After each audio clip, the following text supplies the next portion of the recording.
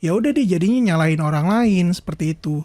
Keadaan atau bahkan yang lebih parah itu pencipta seperti itu. Kenapa sih begini? Kenapa begini?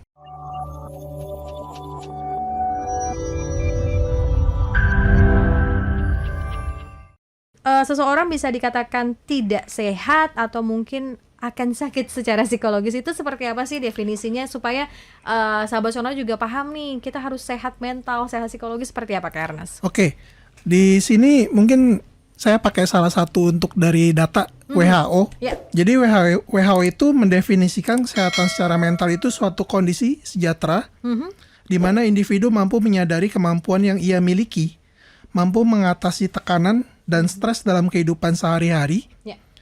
mampu dalam kehidupan sehari-hari, mampu bekerja secara produktif dan mampu berkontribusi aktif di lingkungan atau komunitasnya.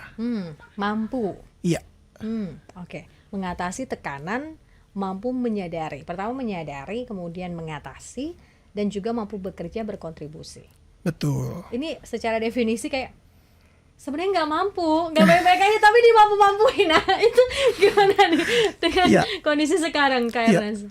Memang agak sulit semua, tetapi kan ada faktor-faktor terus kemudian upaya kita Ya. yang dapat kita lakukan untuk sehat secara psikologis seperti itu.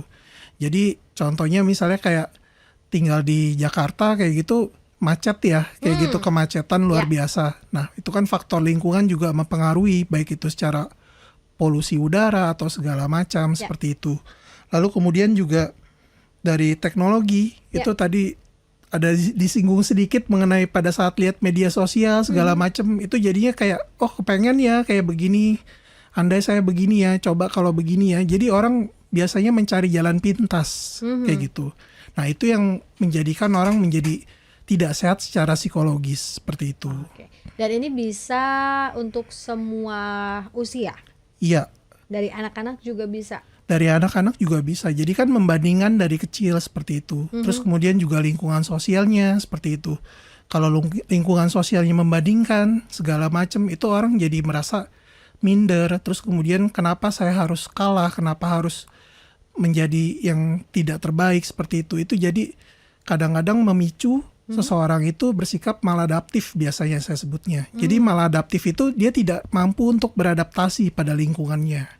Gitu. Karena kan setiap orang kalau bilang adaptasi, nggak semua orang bisa langsung. Misalnya kayak sekarang nih ketemu Kak Ernest baru pertama kali, kan nggak mungkin langsung nanya sesuatu atau adaptasinya cepet. Karena setiap orang punya apa ya, timelinenya tuh beda-beda, apalagi dengan adaptasi. Nah ini gimana membedakan bahwa memang ya dia memang emang orangnya begitu, sama dia lagi mengalami lagi nggak sehat fisiologisnya. Iya, oke. Jadi salah satunya itu dilihat dari lingkungannya. Tadi kan dari yang WHO juga disebutkan untuk kontribusinya. Setidaknya at least dia mencoba. Setidaknya dia untuk bagaimana caranya mencari cara seperti itu. Sehingga kalau memang dia ada kemauan serta kemampuan seperti itu ya jadinya dia berusaha memiliki upaya. Jadi beda dengan orang yang maladaptif. Kalau yang maladaptif ya udah deh jadinya nyalahin orang lain seperti itu.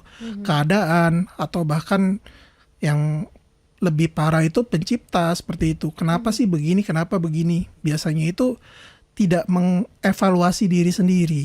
Gitu sih, Kak.